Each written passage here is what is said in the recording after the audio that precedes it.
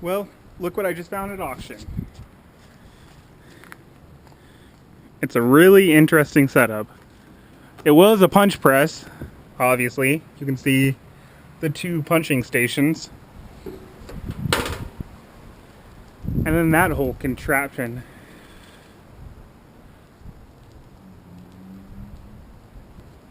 Then there's a conveyor running underneath it.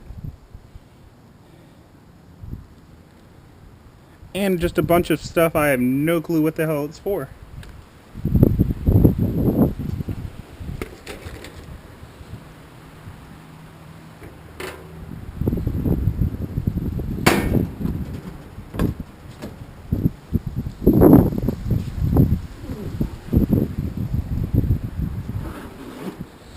Conveyor running speed,